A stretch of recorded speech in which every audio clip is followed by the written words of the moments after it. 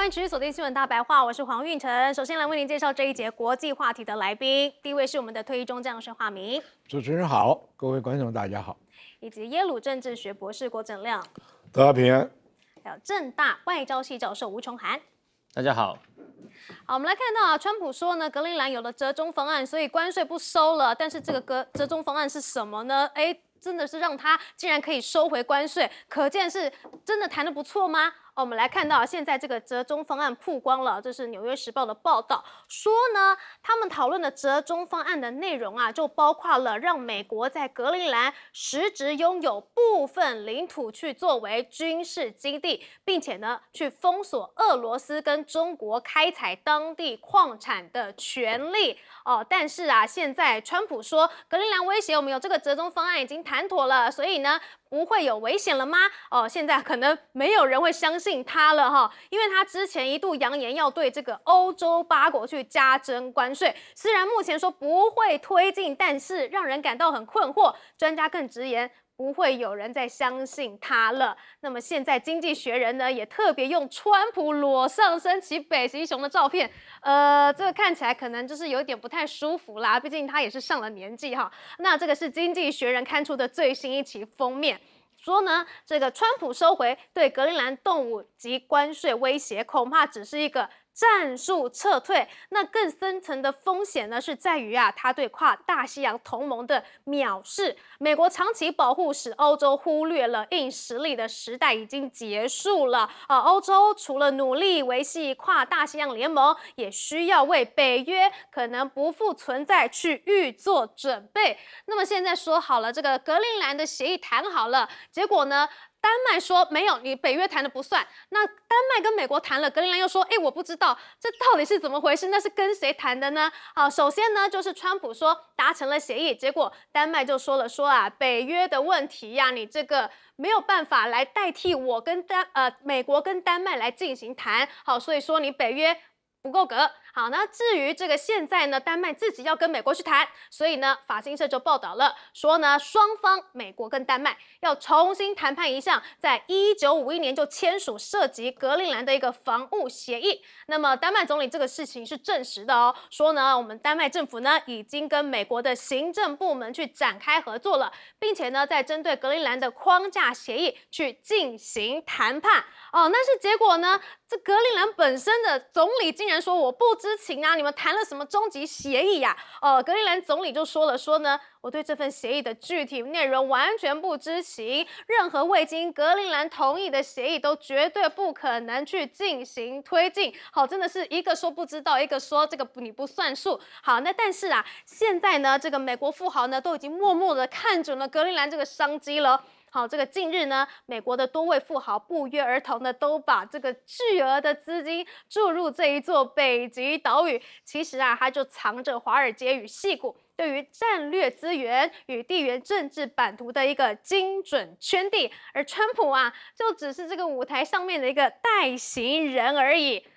川普之前要侵略格陵兰的理由是什么？说中俄啊可能会对格陵兰这个航线啊等等的去进行侵略嘛。但是呢，一边用中俄当理由，一边呢又跟中国想要搞好关系啊。我们来看到呢，川普确定了说呢，他预计要在4月的时候前往中国来进行访问，还说习近平呢也会在2026年底去造访美国。贝森特更说了，说现在中美关系好啊，达成了良好的平衡呐。而且呢，习近平啊跟川普啊今年要见4次啊。他说呢，这个即便双方过去啊有分歧，未来不太可能演变成跟去年一样全面的经济贸易冲突。预计川习会有4次。这个有没有冲突啊？要不要这个贸易谈判和谈都是你在说的啦。但是我们来看到呢，中国的经济似乎真的是越来越好了吗？好，2025年呢，深圳的外贸总额4.55万亿，竟然是再创新高了哈。这个深圳的是已经位居了内地的城市的一个首位的一个外贸数据了。而同时啊，中国大陆的 AI 产业呢，也是不断的在发展，尤其是人形机器人这个部分哈。2025年呢，中国大陆发展人形机器人的企业数量已经超过了140家哦，而发布人形机器人的产品超过了330款。那么据机构的测算啊，2025年中国人工智慧的企业数量就要突破6000家，核心产业规模预计会突破1.2兆元的人民币。可以看到呢，中国在发展科技啊、发展机器人这一块呢是不断的在上升，所以美国现在才要格陵兰来加强自己的这个财政，或者是科技，或者是稀土，或者是什么其他资源吗？我们来请教亮哥。其实这个框架是北约秘书长吕特讲的啦，可是北约秘书长吕特自称川普是他爸爸哦，所以丹麦当然很生气嘛，说你凭什么代表我啊？现在大概是这样了，因为美国用关税威胁欧盟嘛，那现在欧洲国家，我觉得坦白讲，欧洲也不想淌这个浑水了，所以现在有一点过渡到丹麦、格陵兰跟美国这个三角架构啊，可是具体怎么谈还不知道。那我觉得美国的策略一定是先分化丹麦跟格陵兰啊，就是要格陵兰自己做决定啊。那一方面放一些话，说一个公民要给100万美金，那大概2万多个公民嘛，所以美国打算花200亿美元，这钱还是蛮大的啦。那就是格陵兰你公投了，独立啊，然后再来成为美国的，不知道用什么形式啦，很多啦，比如说波多黎各跟美国就是 Commonwealth 啊，那他有代表可以出席国会，可是不能投票，啊，美国其实跟他的属地有很多复杂的关系啦，比如说帛琉、马绍尔群岛就是自由联合啊，那国防外交交给美国啊，不知道啦，我们现在不晓得啊。不过我认为美国非常的坚定，而且不是川普而已。我认为有很多共和党人也认为格陵兰美国应该要掌握住啊。这个我觉得有一些原因根本就没浮上台面了。我一点都不认为是因为稀土了，因为格陵兰这个地方普遍的温度是-20度啊，它非常的冷。有些稀土地带甚至-40度，开采也不一定有经济价值。我觉得真正的理由是军事理由，就是美国觉得它需要北极圈的周边的领土，那不止格陵兰，还包括冰岛，因为格陵兰、冰岛、英国嘛，那个就是广义的，我们叫这个 GIUK 防线啊。就格陵兰、冰岛、UK 啊，那边可以阻止俄罗斯进去嘛，所以我觉得是军事的理由啦，只是美国不想跟丹麦讲这个啦，我干嘛跟你讲啊？那当然也因为俄罗斯发展出那个波塞冬的海下的那个核鱼雷啊，所以美国认为它需要有北极周边的海下的探测能力，那就刚好是加拿大、格陵兰、冰岛啊这几块。所以川普的概念就是加拿大你就是第51州，冰岛是52州，啊，格陵兰我要并吞。我觉得真正的考虑是这一种的啦。那美国当然是愿意付代价，可是川普在达沃斯论坛讲得非常清楚，他说我们不是要使用权。他说：“使用权，你叫我们美国人用生命、用各种力量去保有，美国人认为没有价值啊。美国要的是 ownership， 是所有权啊。所以我觉得这个蛮坚定的。那我也认为美国早晚会达成目标，那只是说丹麦跟格陵兰各自找到什么的下台阶了啊。可是我认为这个议题。”川普不会停止啊，而且我觉得广义从欧洲的角度讲啊，北极圈被美国掌握，相对于俄罗斯欧洲还是会选择美国吧。所以现在只是觉得说，你尊重人家一点吧，大概是这一种啊。只是说，你的并吞的手段能不能好看一点哈？好，我们来请教帅将军。所以我们看川普这批疯狂的行为，完全不像世界上任何一个国家政治人物的作为。他这种先漫天喊价，我要加你的关税，我要用军事掠夺，我要用钞票来买，然后呢，换到他所谓的他要的属地啊，这个我们讲是附庸也好，属国也好，这个军事安全呢是比较人家听起来是有点这个需要的，比如说这个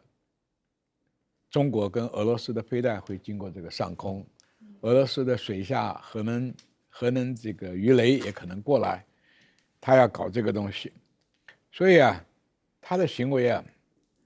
很有意思。你跟当地人格陵兰的领袖要商谈吧，你要跟丹麦商谈吧，他们是拥有者嘛，结果是跟北约。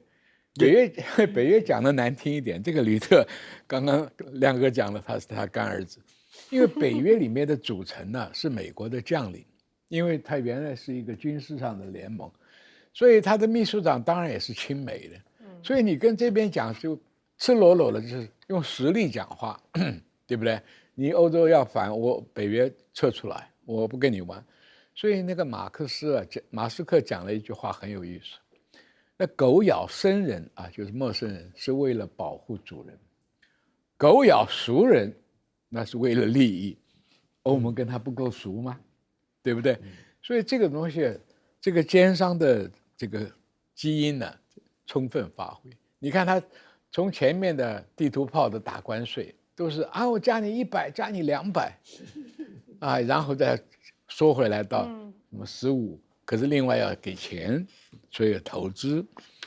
所以这个200亿啊，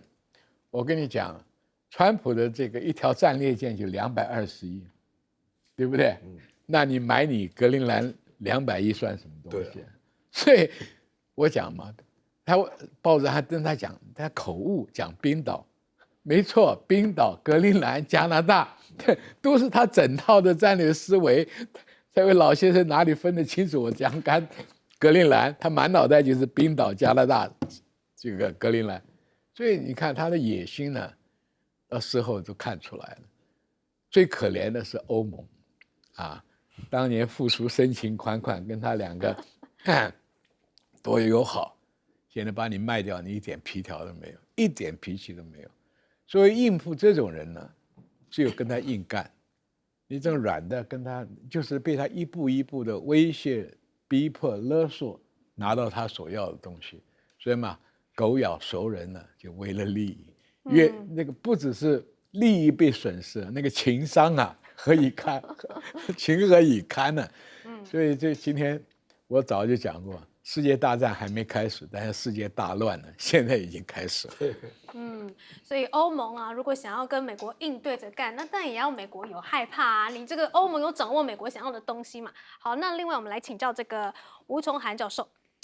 川普对于领土的野心哈，我们可以从他当年放杰克逊总统的画像看得出来。杰克逊总统那时候美国处于西部扩张，他是想把德州并吞，当然他认为中期没有拿下德州。川普对这个领土的扩张野心可以看得出来，还有资源。其实我们用麦卡托投影法看那个北极哈，可以看得出来，那个格陵兰占一个非常重要的战略要地，它是加拿大格陵兰对，看过去就是俄罗斯啊，那中间隔了一个什么北极海？北极海现在重点是在融冰了，那我们不知道未来它融冰的情况怎么样。如果融冰更快，它会变成一块海。如果变成海洋的时候，两边，我想在北极那边的地方的战略要地格陵兰就非常重要。这也是我想川普在这个地方为什么他非常积极用不同的手段。想要来跟格陵兰、丹麦来谈。第一个，我们知道他这种 taco， 他一开始跟你瞒天喊价，刚才前面2位就讲，他说我买断嘛，一个人给你100万美金哈，其实格陵兰他的居民是56000人，所以他大概花的是，抱歉，56000人哈，所以570亿左右，他就可以买下格陵兰。问题是，这个我觉得格陵兰自己总理讲说，格陵兰不是丹麦人，格陵兰不是丹麦的，格陵兰也不是美国的，格陵兰是格陵兰的哈，那这该怎么办？那当然，川普的团队说，如果你们买断不行，我们家有许多方案，比方说有人提出像香港租界99年，像新界这样子。还有人提出所谓刚才亮哥讲的波多黎各方案。那波多黎各非常有趣，他们其实就是美国未合并的领土。简单讲，波多黎各人只要出生，你就拥有美国公民，对，你可以到美国念书定居都可以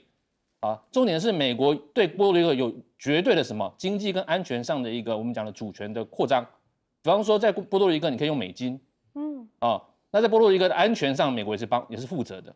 所以基本上有人就提出，你用波多黎各方案让格陵兰看可不可以加入美国了。我们讲成为第52州53，因为波多黎各之前有公投当然坦白讲，波多黎各他们有自己的自治政府，但是他们决定权最后还是在美国。这是波多黎各非常重要的。当然还有人的讲法是说，那如果川普这么多的要挟下来都没有成功，接下来会回到一种叫做我们讲的，他部分的在格陵兰上要求格陵兰给他所谓的具有主权的军事基地包括我们在讲的，现在在讨论在1951年美国跟丹麦签署的格陵兰防卫协定就是美国在格陵兰有军事设施。那这个设施在2004年的1+利土协议上又更新了一次那目前最主要是保留了皮图菲克以前叫做图勒啦，有个运动品牌叫 Thule 它的图勒协议就是让美国在格陵兰上面拥有军事基地。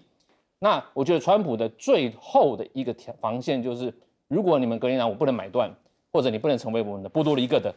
样子，那至少我要在上面具有美国军事基地之外，这军事基地呢是由美国有主权的。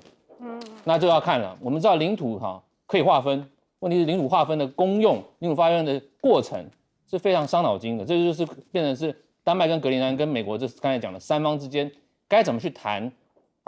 川普在格陵兰上要怎么划分他的领土？那具有领土主权这个军事基地，我觉得非常重要的是，它在上面它可以做各种事情，包括它部署它的精穷系统，它上面它要开采，要做科研要做任何事情，它在上面都可以处理。所以我觉得以川普这个 TACO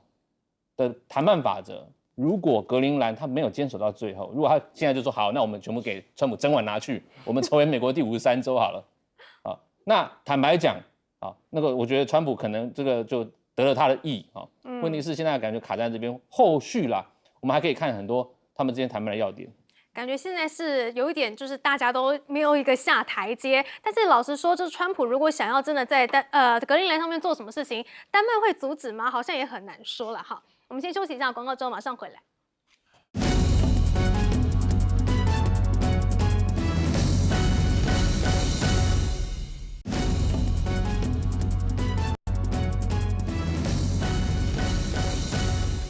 川普的和平理事会真的登场了。这个理事会是要来取代联合国的吗？好，我们来看到这个呢，川普在22日在瑞士宣布，他提倡的这个和平理事会正式启动了。目的呢是在促进稳定、恢复可靠并依法运作的管制架构，并且确保受冲突影响或者是面临冲突威胁的地区能够实现永久的和平。那么，川普呢还在仪式上面宣称世界比1年前已经变得更加富裕、安全，也更加和平了。你讲的都不心虚吗？你自己打了多少国家？好，再来看到这个白宫的官员也说呢，现在呢已经向50国都发出邀请了，那有20国的领袖会出席仪式。目前已经有35国要承诺加入喽，但是加入这是有代价的。像是你想要成为这个常任席位的话呢，你必须要支付10亿美元的会费。那么外界就批评这个理事会可能会变成一个要付费入场版的联合国安全理事会。但是刚刚说到了很多的国家呢，其实是对这个有一点兴致缺缺的，仅有19个国家去出席这个和平委员会的一个签署仪式，包括了阿根廷、匈牙利等川普盟友在内19个国家跟高阶官员领袖跟川普同台在这个和平理事会的创始宪章进行签署。但是很多主要的国家，像是加拿大、法国、德国、意大利等欧洲的国家都没有派代表出席，甚至呢中俄也缺席了哟。部分国家更直接明确的拒绝了邀请。那么英国的外交大臣就说了，说英国今天不会成为签署国之一，理由是对于俄罗斯总统普丁获邀加入感到很忧虑。那么意大利的总理也说了，说呢我们需要更多的时间，还有很多的工作必须完成。但是呢，他的立场是开放的。而另外 G7 呢是没有人来进行响应的。而刚刚说到了加拿大缺席，但是啊，现在川普对卡尼非常的不满。所以呢，他说呢，我把加拿大的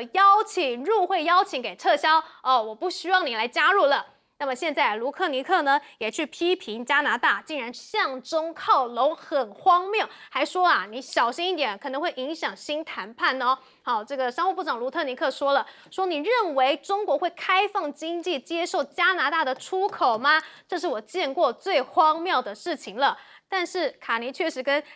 跟中国谈好了很多事情啊，像是油菜籽油啊等等的。那卢特尼克你是在？好，另外我们来看到啊，现在卡尼呢也是跟美国对着干哦，甚至呢是反驳川普说加拿大要靠美国来存活的理论啊。这个外媒就说了，他这样子的演讲呢是很具有一个象征的抗美意义。我们来听一下。Canada and the United States have built a remarkable partnership in the economy, in security, and in rich cultural exchange. But Canada doesn't live because of the United States. Canada thrives because we are Canadian. 好，而对此他的这一段说法呢，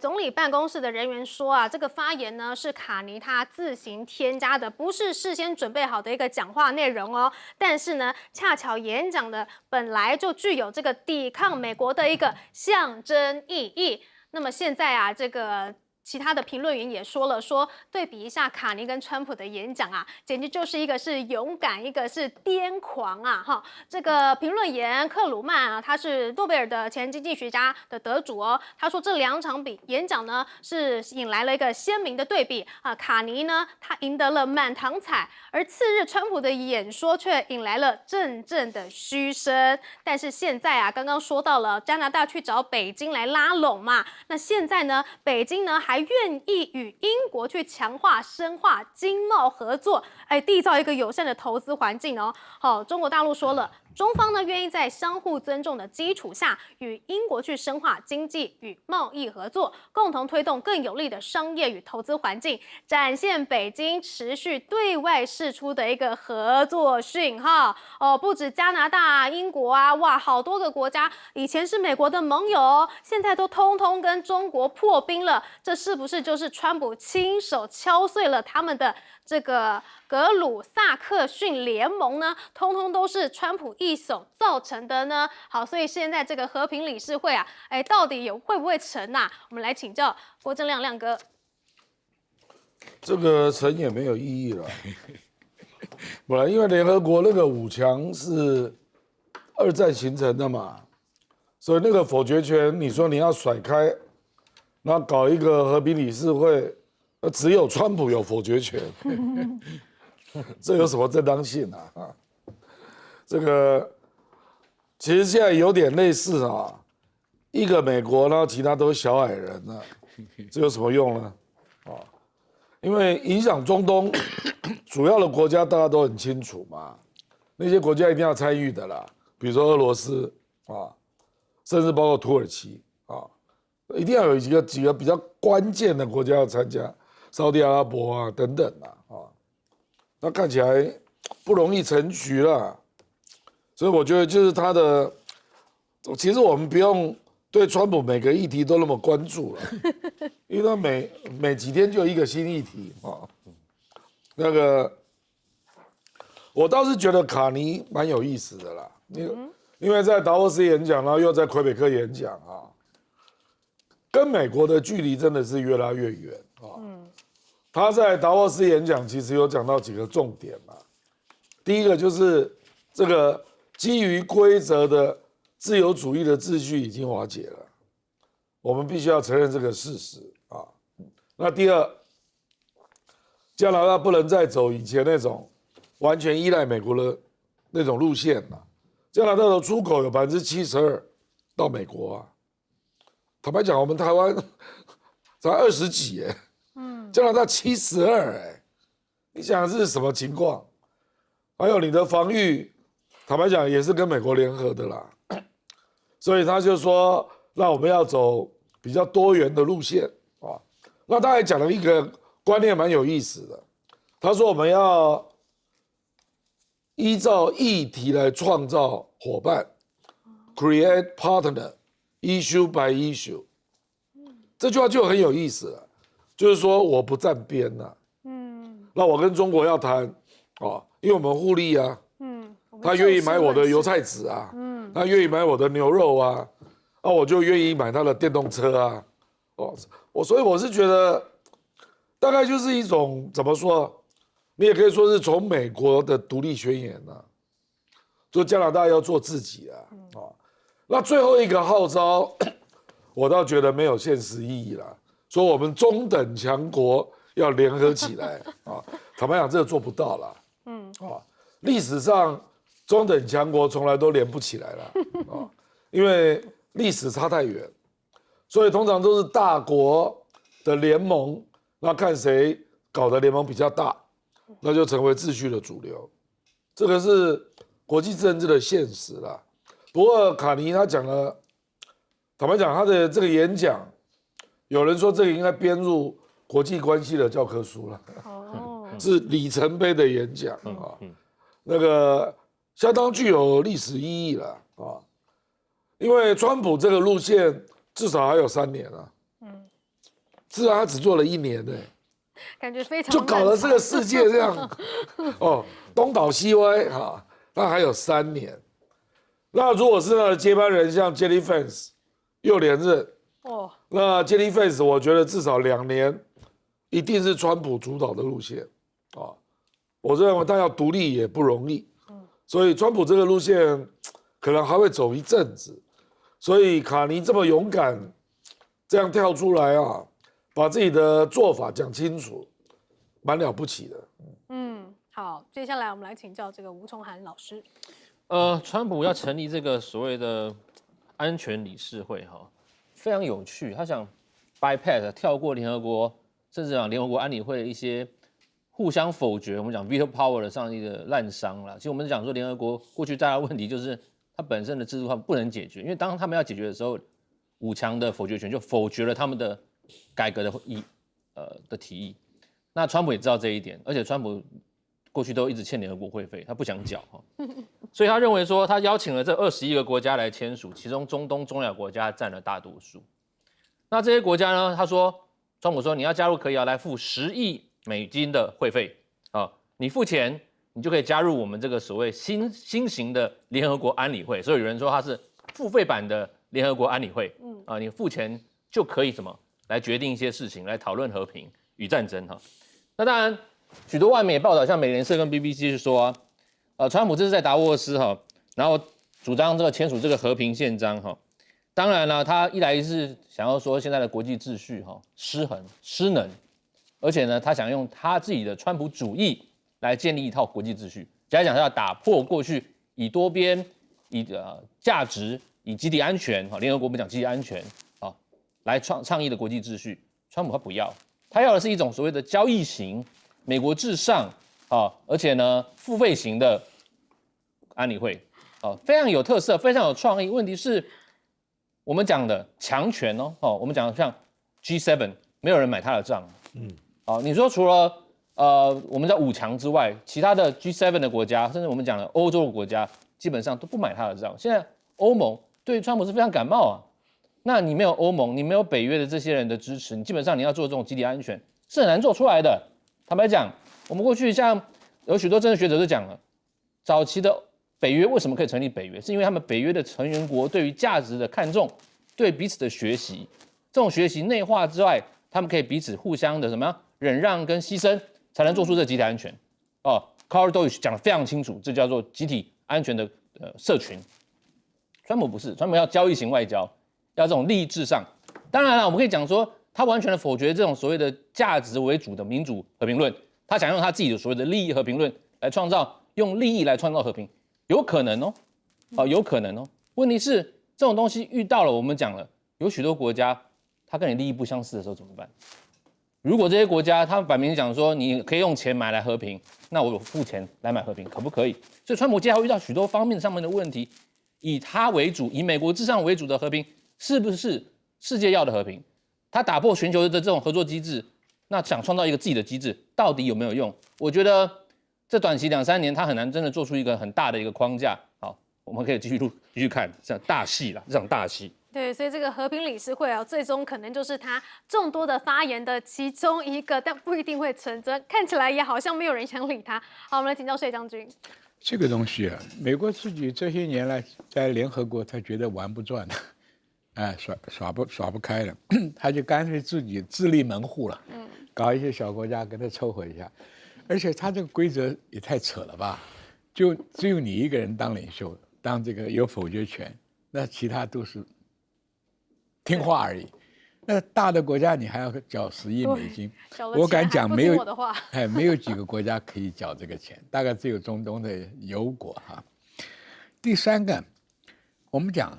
卡尼他现在讲的是叫军事上的经济上的联盟跟中恒合作，跟中国啊，跟美国。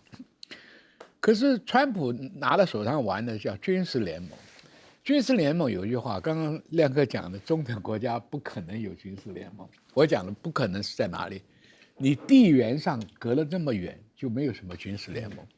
当初美国为了要伸展它的霸权，在全世界驻军，全世界的海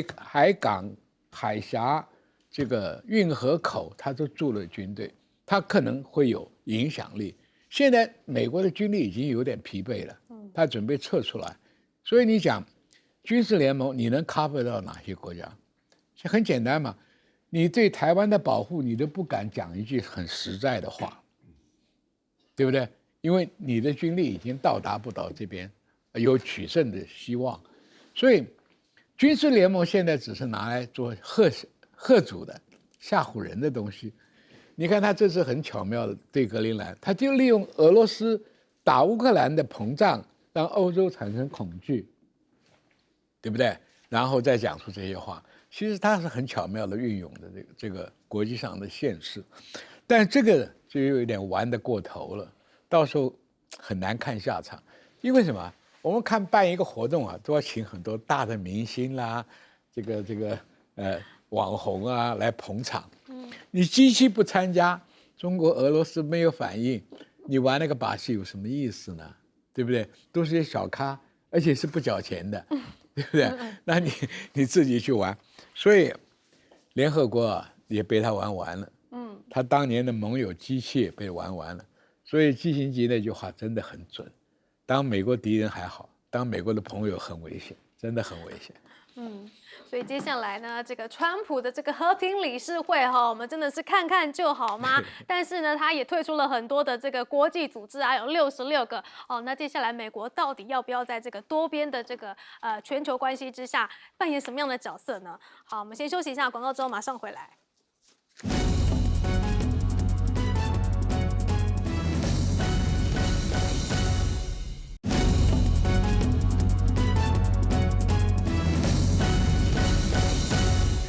好，我们来关注我们的邻居日本论坛的日本政坛的情况哈。我们知道呢，今天呢下午高市早苗就要解散国会了，要举行史上最短的一个国会改选。好，最短呢这几天只有16天而已哦，因为日本众议院呢23日下午开议之后就要解散，那么高市早苗内阁呢会在这个临时内阁会议中拍板选举日程，就是27号公告，然后2月8号就要投开票。从解散到投开票日仅仅16天内，这成为了日本战后一个最短时间的一个短期决战。那么现在呢，日本还有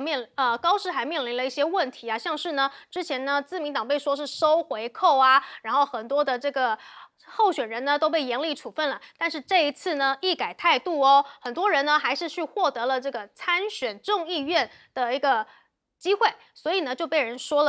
这一次呢他们被这个重新的去获得了参选资格，这代表呢前安倍派正在复活，这个复活的情况呢正在加速。好，但是现在呢日本呢好像也没有美国爸爸可以靠了哈，因为川普很多的一些政策都让人家觉得说美国好像呢已经不管其他的盟友了哈，所以现在日本也萌生了一个以美论这样子的态度。好，我们来看到呢，这个日本保守党的众议员呢，他虽然是赞扬川普对于伊朗和委内瑞拉等威权政权采取强硬立场，但也直言这个川普的关税政策对日本实在是太不利了。好，那另外呢，这个东京国际基督教大学的教授也说了，说日本政界呢，现在各派都对川普在关键议题上面的立场是越来越忧心了，都加深了说东京可能会被遗弃的恐惧，还表示说日本自卫队呢正在尽其所能的留住美军，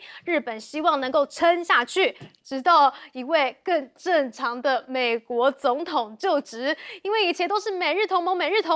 怎么知道这一次川普呢，竟然呢，不管你日本人呢，甚至还去打其他的这个国家，连加拿大都要跟他闹翻呢。好，我们来看到，而且日本现在还有一个问题，那就是日债危机，而且日债危机呢，可能去引发这个美债危机哦。我们来看到这个是对冲基金的一个创办人他是一位大亨哦。他说呢，现在日本国债本周是遭遇到了一个大规模的抛售，应该要视为对美国政界人士的一个明确警告，敦促他们要赶快去改善国家的一个财政状况。好，那现在呢，中国也跟日本闹翻了嘛，很明显的，那现在这个紧张的关系是延续到了这个日本驻重庆大使领馆，到现在呢，这个领事都还悬缺。NHK 就报道了，说呢，这个悬缺是事实，但是是属于人事事项，这方面不透露更多的细节，但是很多人就说了，很简单就是你中日关系紧张之下嘛，新任的人事你怎么派都没有获得中国方面的同意，就是被中国大陆给卡关给刁难了嘛。那么现在呢，日媒也分析了，这举动就是针对这个高市早苗没有收回台湾有事发言的一个刁难行为，而且呢，这个驻重庆总领事一职呢，已经悬缺快要1个月了。好，那现在不只是这个领事悬缺当然这个影响最深的就是你经济了嘛。我们来看到中国游客2025年10到12月在日本的消费呢，竟然是缩减了17.9%哦。这个金额这样换算下来呢，其实都是到上亿的日元的。那另外来看到呢，其实中国大陆发展的不错，现在呢竟然是连太空旅行也开始起航喽。好，我们来看到这个是北京穿越者载人航天科技公司指出他们目前所属的一个商业载人飞船已经启动售票喽。那这个票价是多少呢？每一张是要价300万元人民币，大约是1358万的新台币哦。未来呢会配合飞船研制还有试验进度，规划2028年的时候呢，就要来进行载人首飞。那么这个艺人黄景瑜呢，他已经预约了，他要成为首批的太空这个旅行的一个旅行者。好，这个是浙江在线的报道说黄景瑜呢成为009号的太空游客，而且他也表示呢，他非常荣幸成为一名太空旅客，将乘坐中国自己的飞船，亲身抵达那一片星海。那现在这个1358万台币的票已经卖了几张呢？目前是预售了20余张目前这个预定费用是10%，而且呢，你还可以去锁定这个飞行的次数这是登上了中国的热搜太空旅游不是只有美国中国也能够干。好，那现在这个来根据这个YQY 的数据显示到了2032年呢，中国大陆呢进太空旅行者的市场是可以达到8.9亿美元的哦。2026到2032年期间年复合增长率将达到13.6%。太空旅游真的是越来越夯了。好，但是我们回过头来看这个日本的政坛高市这一局是不是一个政治豪赌呢？我们来请教亮哥。我觉得高市当然是假定他个人的高声望可以带来年轻人的投票了。那如果年轻人踊跃投票，都支持自民党，那自民党渴望得到比较多的席次嘛可是这个是有风险的啦，因为日本的选举跟台湾、韩国不一样，那个大规模的群众造势其实很少，所以这个选举。众议员守自己的小选区领导人的魅力能不能转嫁，产生群尾效应实在很不容易了。不像李在明是选总统嘛，我们这边是选总统，所以有那种大规模的群众造势。日本基本上是没有的，会非常冷啊。而且目前在野党也知道，不要去跟你搞那个中国议题了。他现在大概都，比如说你这个收回扣的还要选，用青年问题来打你，政商勾结来打你啊，还有说你们跟统一教勾结来打你啊。那另外还有一个因素是，国民党，因为他以前直选比例嘛，那区域选票他们都是投给自民党的，那现在国民党跑去跟立宪民主党联合，光是这个区域投票，自民党可能就要少到10席哦。所以高市能不能补充这个10到12席国民党给你的席次啊，也有待观察了。我认为大胜的几率不大，有可能小胜，就继续当总理了啊。可是有一个变数啊，就是日债的问题啊。就有人讲到日债是不是面临了英国那个首相特拉斯的时刻啊？那个时候英国就是你这个不断的减税嘛，比如说你的食物要减税嘛，要从8%要降到0了啊，然后你财政支出一直扩大，那有人就会怀疑你财政撑得住吗？所以你看它那个日债的殖利率暴涨，然后日债的价格猛跌，特拉斯就是这样下台的。特拉斯那个时候大概连续8天吧，连续暴跌，那人家就觉得你不适任了。我觉得这个对高市早苗是一种风险啊，因为现在已经出现说，日本央行要进场买日债，还有那个日本的寿险公司有一家啊，也要进场买日债。可是我跟你讲，你只要买日债，你就得罪美债，因为钱会流动啊。那美国贝森特就警告日本，你们不可以去买日债啊，因为你买日债，我美债会跌啊。所以我不知道高市早苗如何处理这个问题了。到底要救日债还是救美债，只能选一个。好，我们来请教帅将军。首先讲高市的这个军事上的忧虑啊，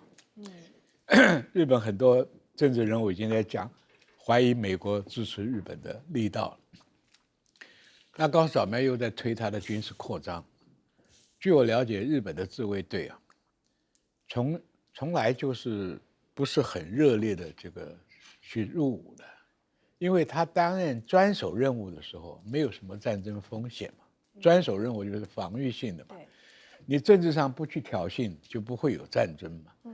那现在自从高市早苗这个台湾有事，他就有事啊，再加上中国大陆除了经济上给你制裁以外，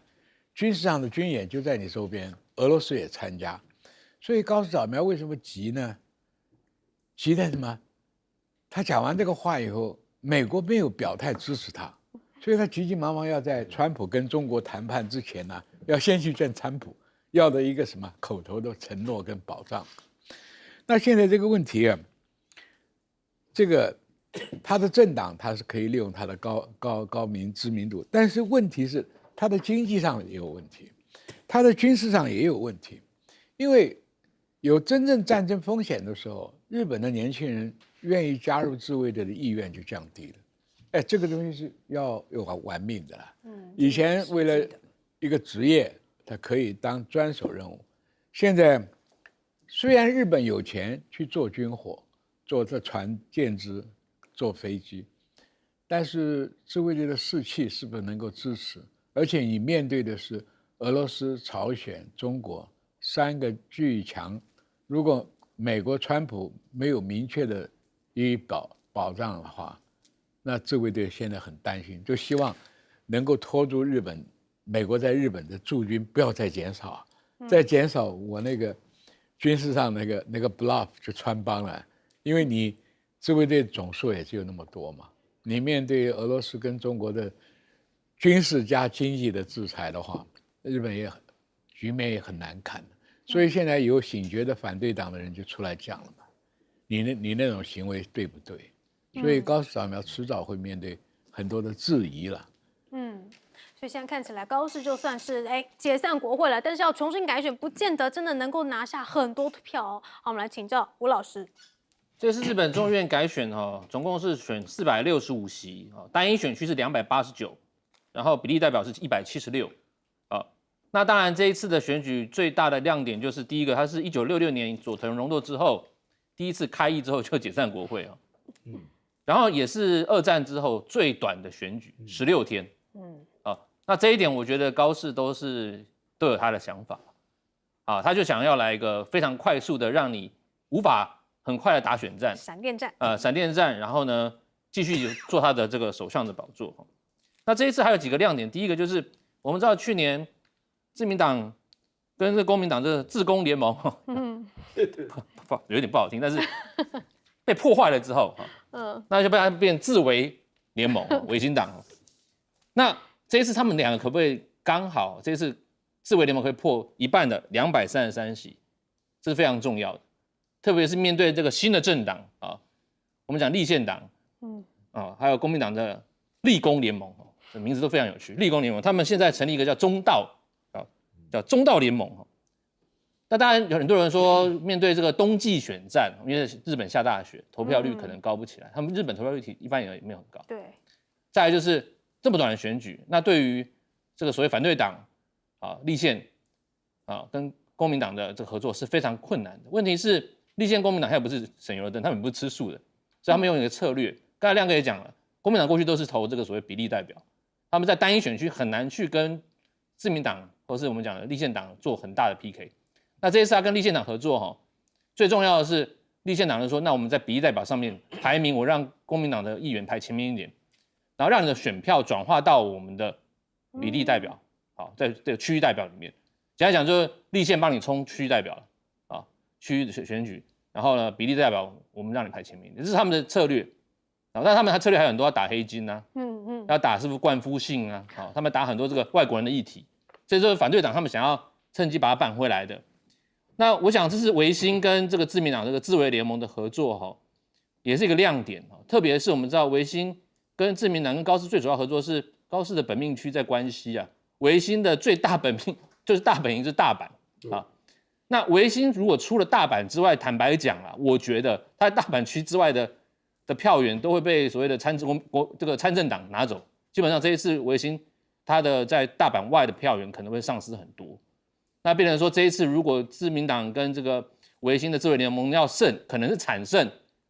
也不会赢很多。那当然这有赖于这个高市，最重要是高市他的高人气之外，他又用了2个我们讲非常年轻的这个 Kamala Face， 日本讲 Kamala Face， 对不对？小泉进次郎跟那个 Hexas 2个在比那个体力，在日本很红年轻人觉得哇，我们的国防大臣体力这么好，对不对？